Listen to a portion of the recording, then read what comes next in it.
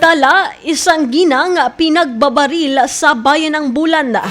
Ang buong detalye ng balita nasa linya sa Megapo Patrol number 5. SM nasa linya sa Megapo Patrol number 5. SM Romel Coro.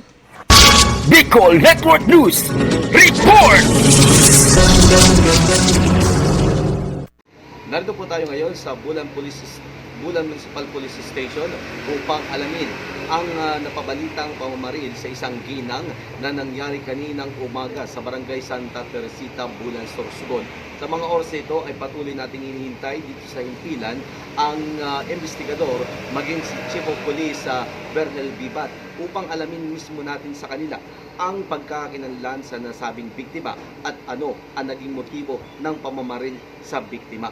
Kaya ang magkatabay dito pa rin sa Wow Smile Radio at dito ang ating balita dito sa Bicol Network News. At para sa kaugnay na balita, nasa linya po si Megapo Patrol number 5 si SM Romel Coro mula dyan sa Bulan, Sorsogon. SM, pasok! Yes, PJ, pinagbabaril nga ang isang babae daw alas 9 ng umaga ngayong araw na nangyari sa sitio Mantanak, Barangay Santa Teresita, Bulan, Sorsogon, kung saan kinilala ang biktima na si Edna Belen Idiolata, 65 taong gulang at residente ng Purok, 5 Barangay Laboy, Matdog, Sorsogon.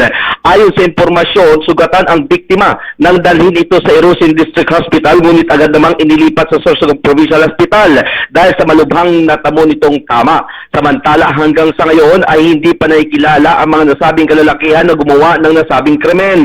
Sa kabilang dako, agad namang rumisponde ang kapulisan matapos na may isang tawag sa telepono ang natanggap ng Matnog MPS at nag-ulat ng isang insidente ng pamamaril sa nasabing lugar.